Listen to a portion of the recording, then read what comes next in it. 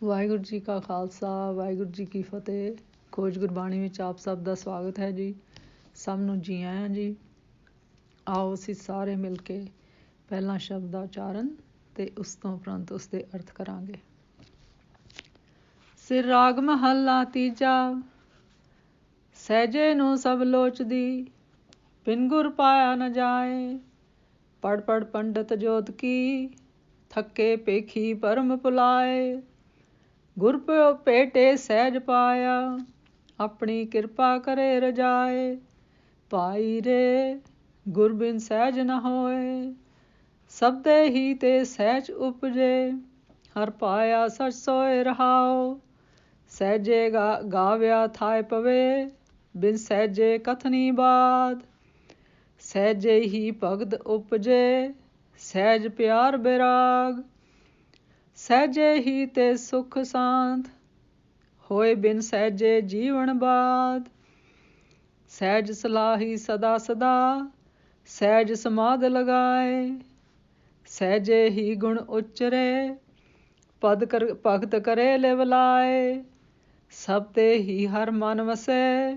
ਰਸਨਾ ਹਰ ਰਸ ਖਾਏ, ਸਹਿਜੇ ਕਾਲ ਵਿਡਾਰਿਆ।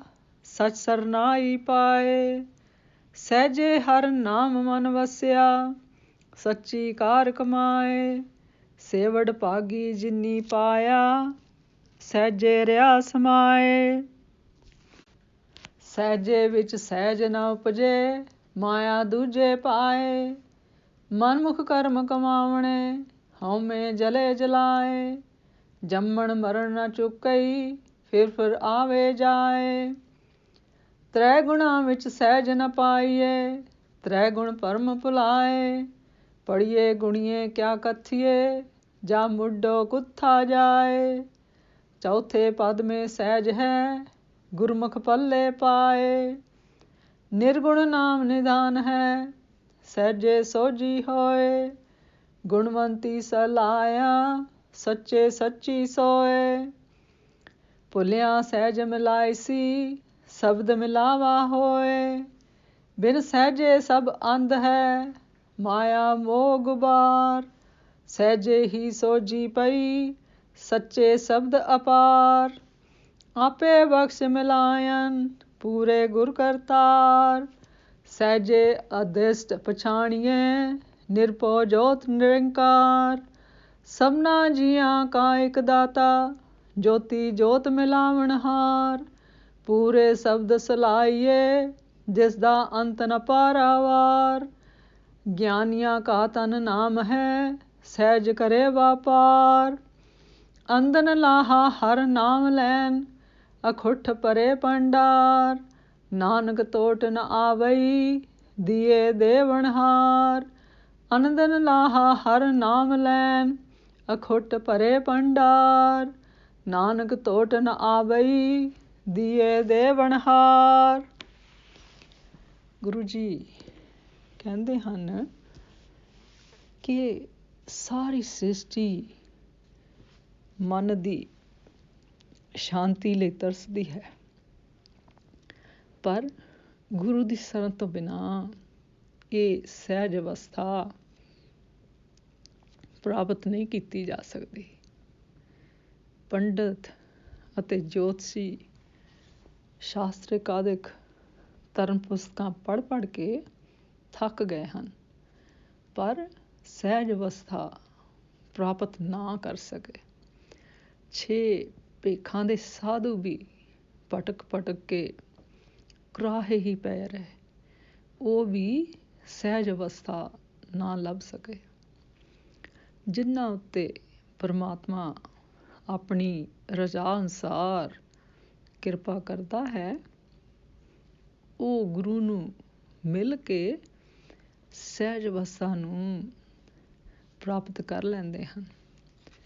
ਫਿਰ ਗੁਰੂ ਜੀ ਕਹਿੰਦੇ ਹਨ ਕਿ ਹੇ ਭਾਈ, ਗੁਰੂ ਦੀ ਸ਼ਰਨ ਤੋਂ ਬਿਨਾਂ ਮਨੁੱਖ ਦੇ ਅੰਦਰ ਆਤਮ ਅਡੋਲਤਾ ਪੈਦਾ ਨਹੀਂ ਹੁੰਦੀ, ਭਾਵ ਸਹਿਜ ਅਵਸਥਾ ਪ੍ਰਾਪਤ ਨਹੀਂ ਹੁੰਦੀ। ਗੁਰੂ ਦੇ ਸ਼ਬਦ ਵਿੱਚ ਜੁੜਨ ਤੋਂ ਹੀ ਆਤਮਿਕ ਅਡੋਲਤਾ, ਮਨ ਦੀ ਸ਼ਾਂਤੀ ਪੈਦਾ ਹੁੰਦੀ ਹੈ ਅਤੇ ਉਸ ਸਦਾ ਸਥਿਰ ਰਹਿਣ ਵਾਲਾ ਸਤ ਸਰੂਪ ਹਰ ਮਿਲਦਾ ਹੈ। ਪਰਮਾਤਮਾ ਦੇ ਗੁਣਾਂ ਦਾ ਕੀਰਤਨ ਕਰਨਾ ਵੀ ਤਦੋਂ ਹੀ ਪ੍ਰਵਾਨ ਹੁੰਦਾ ਹੈ ਜੇ ਆਤਮਿਕ ਅਡੋਲਤਾ ਵਿੱਚ ਟਿਕ ਕੇ ਕੀਤਾ ਜਾਏ। ਆਤਮਿਕ ਅਡੋਲਤਾ ਤੋਂ ਬਿਨਾਂ ਧਾਰਮਿਕ ਗੱਲਾਂ ਦਾ ਕਹਿਣਾ ਵਿਅਰਥ ਜਾਂਦਾ ਹੈ। ਆਤਮਿਕ ਅਡੋਲਤਾ ਵਿੱਚ ਟਿਕਿਆਂ ਹੀ ਮਨੁੱਖ ਦੇ ਅੰਦਰ ਪਰਮਾਤਮਾ ਦੀ ਭਗਤੀ ਦਾ ਜਜ਼ਬਾ ਪੈਦਾ ਹੁੰਦਾ ਹੈ। ਆਤਮਿਕ ਅਡੋਲਤਾ ਦੀ ਰਾਹੀਂ ਹੀ ਮਨੁੱਖ ਪ੍ਰਭੂ ਦੇ ਪਿਆਰ ਵਿੱਚ ਸਹਿਜ ਸੁਭਾਅ ਟਿਕਦਾ ਹੈ ਅਤੇ ਭਗਤੀ ਦੀ ਭਾਵਨਾ ਉਤਪੰਨ ਹੁੰਦੀ ਹੈ ਅਤੇ ਉਸ ਤੋਂ ਈਸ਼ਵਰੀ ਪ੍ਰੇਮ ਅਤੇ ਵੈਰਾਗ ਦੀ ਭਾਵਨਾ ਦਾ ਵਿਕਾਸ ਹੁੰਦਾ ਹੈ। ਆਤਮਿਕ ਅਡੋਲਤਾ, ਆਤਮਿਕ ਸਹਿਜ ਆਨੰਦ ਤੇ ਸ਼ਾਂਤੀ ਪੈਦਾ ਹੁੰਦੀ ਹੈ। ਆਤਮਿਕ ਅਡੋਲਤਾ ਤੋਂ ਬਿਨਾਂ ਮਨੁੱਖ ਦਾ ਸਾਰਾ ਜੀਵਨ ਵਿਅਰਥ ਜਾਂਦਾ ਹੈ। ਫਿਰ ਗੁਰੂ ਜੀ ਕਹਿੰਦੇ ਹਨ ਕਿ ਹੇ ਭਾਈ, ਤੂੰ ਆਤਮਿਕ ਅਡੋਲਤਾ ਵਿੱਚ ਟਿਕ ਕੇ ਆਤਮਿਕ ਅਡੋਲਤਾ ਵਿੱਚ ਸਮਾਧੀ ਲਗਾ ਕੇ ਹੀ ਸਦਾ ਪਰਮਾਤਮਾ ਦੀ ਸਿਫਤ ਸਲਾਹ ਕਰ। ਜਿਹੜਾ ਮਨੁੱਖ ਸਹਿਜ ਆਤਮ ਅਡੋਲਤਾ ਵਿੱਚ ਟਿਕ ਕੇ ਪਰਮਾਤਮਾ ਦੇ ਗੁਣ ਗਾਉਂਦਾ ਹੈ, ਪ੍ਰਭੂ ਚਰਨਾਂ ਵਿੱਚ ਸੁਰਤ ਜੋੜ ਕੇ ਭਗਤੀ ਕਰਦਾ ਹੈ, ਫਿਰ ਗੁਰੂ ਦੇ ਸ਼ਬਦ ਦੀ ਬਰਕਤ ਨਾਲ ਹੀ ਉਸ ਦੇ ਮਨ ਵਿੱਚ ਪਰਮਾਤਮਾ ਆ ਵਸਦਾ ਹੈ। ਉਸ ਦੀ ਜੀਭ ਪਰਮਾਤਮਾ ਦੇ ਨਾਮ ਦਾ ਰਸ ਆਨੰਦ ਮਾਣਦੀ ਹੈ। ਸਦਾ ਸਥਿਰ ਰਹਿਣ ਵਾਲੇ ਪਰਮਾਤਮਾ ਦੀ ਸ਼ਰਨ ਪੈ ਕੇ ਆਤਮਿਕ ਅਡੋਲਤਾ ਵਿੱਚ ਟਿਕ ਕੇ ਜਿਨ੍ਹਾਂ ਨੇ ਆਤਮਿਕ ਮੌਤ ਨੂੰ ਦੂਰ ਕਰ ਦਿੱਤਾ ਹੈ, ਇਹ ਟਿਕੀ ਹੋਈ ਅਵਸਥਾ, ਇਹ ਸਦਾ ਨਾਲ ਨਿਭਣ ਵਾਲੀ ਕਾਰ ਕਰਨ ਦੇ ਕਾਰਨ ਉਹਨਾਂ ਦੇ ਅੰਦਰ ਪਰਮਾਤਮਾ ਦਾ ਨਾਮ ਆ ਵਸਦਾ ਹੈ ਅਤੇ ਸੱਚੀ ਕਮਾਈ ਕੀਤੀ ਜਾਂਦੀ ਹੈ। ਅਤੇ ਜਿਨ੍ਹਾਂ ਨੇ ਪਰਮਾਤਮਾ ਦਾ ਨਾਮ ਪ੍ਰਾਪਤ ਕਰ ਲਿਆ ਹੈ, ਉਹ ਗੁਰਮੁਖ ਬੜੇ ਵੱਡੇ ਭਾਗਾਂ ਵਾਲੇ ਹੋ ਗਏ ਹਨ। ਉਹ ਸਦਾ ਆਤਮਿਕ ਅਡੋਲਤਾ ਵਿੱਚ ਮਗਨ ਰਹਿੰਦੇ ਹਨ। ਮਾਇਆ ਦੇ ਮੋਹ ਵਿੱਚ ਟਿੱਕੇ ਰਹਿਆਂ ਆਤਮਿਕ ਅਡੋਲਤਾ ਪੈਦਾ ਨਹੀਂ ਹੁੰਦੀ। ਮਾਇਆ ਤਾਂ ਪ੍ਰਭੂ ਤੋਂ ਬਿਨਾਂ ਕਿਸੇ ਹੋਰ ਪਿਆਰ ਵਿੱਚ ਫਸਾਉਂਦੀ ਹੈ, ਕਿਉਂਕਿ ਮਾਇਆ ਦਵੈਤ ਭਾਵ ਵਾਲੀ ਹੈ। ਅਜਿਹੇ ਮਨਮੁਖਤਾ ਵਾਲੇ ਕਰਮ ਕੀਤਿਆਂ ਮਨੁੱਖ ਹਉਮੈ ਵਿੱਚ ਹੀ ਸੜਦਾ ਅਤੇ ਆਪਣੇ ਆਪ ਨੂੰ ਸਾੜਦਾ ਹੈ। ਉਸ ਦਾ ਜਨਮ ਮਰਨ ਦਾ ਗੇੜ ਕਦੇ ਖਤਮ ਨਹੀਂ ਹੁੰਦਾ। ਉਹ ਮੁੜ ਮੁੜ ਜੰਮਦਾ ਮਰਦਾ ਰਹਿੰਦਾ ਹੈ ਅਤੇ ਬਾਰ ਬਾਰ ਇਸ ਸੰਸਾਰ ਵਿੱਚ ਆਉਂਦਾ ਜਾਂਦਾ ਹੈ। ਭਾਵ ਆਵਾਗਮਨ ਵਿੱਚ ਫਸਿਆ ਰਹਿੰਦਾ ਹੈ।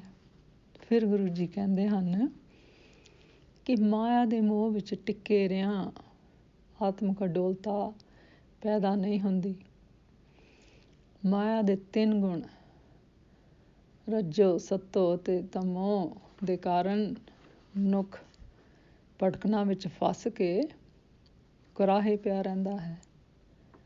ਅਜਿਹੇ ਮਨਮੁੱਖਾਂ ਦੀ ਇਸ ਹਾਲਤ ਵਿੱਚ ਧਾਰਮਿਕ ਪੁਸਤਕਾਂ ਪੜ੍ਹਨ ਦਾ, ਵਿਚਾਰ ਦਾ ਅਤੇ ਹੋਰਨਾਂ ਨੂੰ ਸੁਣਾਉਣ ਦਾ ਕੋਈ ਲਾਭ ਨਹੀਂ ਹੁੰਦਾ, ਕਿਉਂਕਿ ਜੀਵ ਆਪਣੇ ਮੂਲ ਪ੍ਰਭੂ ਤੋਂ ਖੁੰਝ ਕੇ ਗਲਤ ਜੀਵਨ ਰਾਹ 'ਤੇ ਤੁਰਦਾ ਹੈ। ਮਾਇਆ ਦੇ 3 ਗੁਣਾਂ ਤੋਂ ਲੰਘ ਕੇ ਚੌਥੀ ਆਤਮਿਕ ਅਵਸਥਾ ਵਿੱਚ ਆਪਣਿਆਂ ਮਨ ਦੀ ਸ਼ਾਂਤੀ ਪੈਦਾ ਹੁੰਦੀ ਹੈ ਅਤੇ ਇਹ ਆਤਮਿਕ ਅਵਸਥਾ ਗੁਰੂ ਦੀ ਸ਼ਰਨ ਪਿਆਂ ਹੀ ਪ੍ਰਾਪਤ ਹੁੰਦੀ ਹੈ। ਫਿਰ ਗੁਰੂ ਜੀ ਕਹਿੰਦੇ ਹਨ ਕਿ ਤਿੰਨਾਂ ਗੁਣਾਂ ਤੋਂ ਨਿਰਲੇਪ ਪਰਮਾਤਮਾ ਦਾ ਨਾਮ ਸਭ ਪਦਾਰਥਾਂ ਦਾ ਖਜ਼ਾਨਾ ਹੈ। ਆਤਮਿਕ ਅਡੋਲਤਾ ਵਿੱਚ ਪਹੁੰਚਿਆਂ ਹੀ ਇਸ ਦੀ ਸੋਝੀ ਹੁੰਦੀ ਹੈ। ਗੁਣਾਂ ਵਾਲੀ ਗੁਰਮੁਖ ਰੂਪ ਇਸਤਰੀ ਹੀ ਉਸ ਪ੍ਰਭੂ ਦੀ ਸਿਫਤ ਸਲਾਹ ਕਰਦੀ ਹੈ। ਜਿਹੜਾ ਮਨੁੱਖ ਸਿਫਤ ਸਲਾਹ ਕਰਦਾ ਹੈ ਉਹ ਸਦਾ ਥਿਰ ਪ੍ਰਭੂ ਦਾ ਰੂਪ ਹੋ ਜਾਂਦਾ ਹੈ। ਉਸ ਦੀ ਸੋਭਾ ਵੀ ਅਟਲ ਹੋ ਜਾਂਦੀ ਹੈ। ਉਹ ਪਰਮਾਤਮਾ ਇਤਨਾ ਦਿਆਲ ਹੈ ਕਿ ਸਰਨਾਏ ਕਰਾਹੇ ਪਏ ਮਨਮੁੱਖਾਂ ਨੂੰ ਵੀ ਆਤਮਿਕ ਅਡੋਲਤਾ ਵਿੱਚ ਜੋੜ ਦਿੰਦਾ ਹੈ। ਗੁਰੂ ਦੇ ਸ਼ਬਦ ਦੀ ਬਰਕਤ ਨਾਲ ਉਸ ਵਡਭਾਗੀ ਪਰਮਾਤਮਾ ਨਾਲ ਮਿਲਾਪ ਹੋ ਜਾਂਦਾ ਹੈ। ਫਿਰ ਗੁਰੂ ਜੀ ਕਹਿੰਦੇ ਹਨ ਕਿ ਮਨ ਦੀ ਸ਼ਾਂਤੀ ਤੋਂ ਬਿਨਾਂ ਸਾਰਾ ਜਗਤ ਮਾਇਆ ਦੇ ਮੋਹ ਵਿੱਚ ਅੰਨਾ ਹੋਇਆ ਰਹਿੰਦਾ ਹੈ। ਜਗਤ ਉੱਤੇ ਮਾਇਆ ਦੇ ਮੋਹ ਦਾ ਕੁੱਪ ਹਨੇਰਾ ਛਾਇਆ ਰਹਿੰਦਾ ਹੈ। ਸਦਾ ਸਿਰ ਪ੍ਰਭੂ ਦੀ ਸਿਫਤ ਸਲਾਹ ਦੇ ਸ਼ਬਦ ਦੀ ਰਾਹੀਂ ਜਿਸ ਮਨੁੱਖ ਨੂੰ ਆਤਮਿਕ ਅਟੋਲਤਾ ਵਿੱਚ ਜੁੜ ਕੇ ਪਰਮਾਤਮਾ ਦੇ ਗੁਣਾਂ ਦੀ ਸੋਝੀ ਪੈਂਦੀ ਹੈ ਉਹ ਉਸ ਅਪਾਰ ਪ੍ਰਭੂ ਵਿੱਚ ਸੁਰਤ ਜੋੜੀ ਰੱਖਦਾ ਹੈ। ਅਜਿਹੇ ਭਾਗਾਂ ਵਾਲੇ ਗੁਰਮੁਖਾਂ ਨੂੰ ਪੂਰੇ ਗੁਰੂ ਨੇ ਕਰਤਾਰ ਨੇ ਆਪ ਹੀ ਬਖਸ਼ਿਸ਼ ਕਰਕੇ ਆਪਣੇ ਚਰਨਾਂ ਵਿੱਚ ਮਿਲਾ ਲਿਆ ਹੁੰਦਾ ਹੈ। ਆਤਮਿਕ ਅਡੋਲਤਾ ਵਿੱਚ ਪਹੁੰਚ ਕੇ ਉਸ ਪਰਮਾਤਮਾ ਨਾਲ ਸਾਂਝ ਬਣ ਜਾਂਦੀ ਹੈ ਜੋ ਇਹਨਾਂ ਅੱਖਾਂ ਨਾਲ ਨਹੀਂ ਦਿਸਦਾ, ਜਿਸ ਨੂੰ ਕਿਸੇ ਦਾ ਡਰ ਨਹੀਂ, ਜੋ ਗੁਰਮੁਖ ਦੀ ਜੋਤ ਨੂੰ ਬ੍ਰਹਮੀ ਜੋਤ ਵਿੱਚ ਮਿਲਾ ਦੇਣ ਵਾਲਾ ਹੈ। ਉਹੀ ਪਰਮਾਤਮਾ ਸਾਰੇ ਜੀਵਾਂ ਨੂੰ ਸਭ ਦਾਤਾਂ ਦੇਣ ਵਾਲਾ ਹੈ ਤੇ ਸਭ ਦੀ ਜੋਤ ਸੁਰਤ ਨੂੰ ਆਪਣੀ ਜੋਤ ਵਿੱਚ ਮਿਲਾਉਣ ਦੇ ਸਮਰੱਥ ਹੈ। ਫਿਰ ਗੁਰੂ ਜੀ ਕਹਿੰਦੇ ਹਨ ਕਿ ਹੇ ਭਾਈ, ਪੂਰੇ ਗੁਰੂ ਦੇ ਸ਼ਬਦ ਦੀ ਰਾਹੀਂ ਉਸ ਪਰਮਾਤਮਾ ਦੀ ਸਿਫਤ ਸਲਾਹ ਕਰਨੀ ਚਾਹੀਦੀ ਹੈ ਜਿਸ ਦੇ ਗੁਣਾਂ ਦਾ ਅੰਤ ਨਹੀਂ ਪਾਇਆ ਜਾ ਸਕਦਾ, ਜਿਸ ਦੇ ਵਡੱਪਨ ਦਾ ਉਰਲਾ ਤੇ ਪਰਲਾ ਬੰਨਾ ਨਹੀਂ ਲੱਭ ਸਕਦਾ। ਜਿਹੜੇ ਮਨੁੱਖ ਪਰਮਾਤਮਾ ਨਾਲ ਡੂੰਘੀ ਸਾਂਝ ਪਾ ਲੈਂਦੇ ਹਨ, ਪਰਮਾਤਮਾ ਦਾ ਨਾਮ ਹੀ ਉਹਨਾਂ ਦਾ ਅਸਲ ਧਨ ਬਣ ਜਾਂਦਾ ਹੈ। ਉਹ ਆਤਮਿਕ ਅਡੋਲਤਾ ਵਿੱਚ ਟਿਕ ਕੇ ਇਸ ਨਾਮ ਧਨ ਦਾ ਹੀ ਵਪਾਰ ਬਿਜ਼ਨਸ ਕਰਦੇ ਹਨ। ਉਹ ਹਰ ਵੇਲੇ ਪਰਮਾਤਮਾ ਦਾ ਨਾਮ ਸਿਮਰ ਕੇ ਪਰਮਾਤਮਾ ਦਾ ਨਾਮ ਲਾਭ ਹੀ ਖੱਟਦੇ ਹਨ। ਨਾਮ ਧਨ ਨਾਲ ਭਰੇ ਹੋਏ ਉਹਨਾਂ ਦੇ ਵੱਡੇ ਭੰਡਾਰ ਕਦੇ ਖਤਮ ਨਹੀਂ ਹੁੰਦੇ। ਫਿਰ ਗੁਰੂ ਜੀ ਕਹਿੰਦੇ ਹਨ ਕਿ ਹੇ ਨਾਨਕ, ਇਹ ਖਜ਼ਾਨੇ ਦੇਵਨਹਾਰ ਦਾਤਾਰ ਨੇ ਆਪ ਉਹਨਾਂ ਨੂੰ ਦਿੱਤੇ ਹਨ। ਇਹਨਾਂ ਖਜ਼ਾਨਿਆਂ ਵਿੱਚ ਫਿਰ ਕਦੇ ਵੀ ਤੋਟ ਨਹੀਂ ਆਉਂਦੀ। ਮਾਨਸਿਕ ਟਿਕਾਓ ਜਾਂ ਸਹਿਜ ਦੀ ਅਵਸਥਾ ਵਿੱਚ ਆਤਮਿਕ ਗਿਆਨ ਪ੍ਰਾਪਤ ਹੁੰਦਾ ਹੈ। ਮਾਨਸਿਕ ਟਿਕਾਓ ਗੁਰੂ ਦੇ ਸ਼ਬਦ ਦੁਆਰਾ ਪੈਦਾ ਹੁੰਦਾ ਹੈ ਅਤੇ ਆਖਰ ਵਿੱਚ ਸਤ ਸਰੂਪ ਪਰਮਾਤਮਾ ਨਾਲ ਮੇਲ ਹੋ ਜਾਂਦਾ ਹੈ। ਸਹਿਜ ਅਵਸਥਾ ਤੋਂ ਬਿਨਾਂ ਅਧਿਆਤਮਿਕਤਾ ਦੇ ਸਿਖਰ ਨੂੰ ਛੋਹਿਆ ਨਹੀਂ ਜਾ ਸਕਦਾ। ਮਾਇਆ ਜਾਲ ਵਿੱਚ ਫਸੇ ਹੋਏ ਮਨਮੁਖ ਵਿਅਕਤੀ ਵਾਸਤਵਿਕ ਮਾਰਗ ਤੋਂ ਖੁੰਝ ਕੇ ਦੁੱਖ ਸਹਿਣ ਕਰਦੇ ਹਨ। ਗੁਰਮੁਖ ਇੱਕ ਪਰਮਾਤਮਾ ਨੂੰ ਪਛਾਣ ਕੇ ਹਰ ਰੋਜ਼ ਉਸ ਦਾ ਗੁਣਗਾਨ ਕਰਦੇ ਹਨ।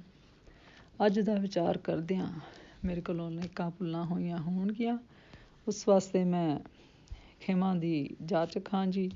ਵਾਹਿਗੁਰੂ ਜੀ ਕਾ ਖਾਲਸਾ, ਵਾਹਿਗੁਰੂ ਜੀ ਕੀ ਫਤਿਹ।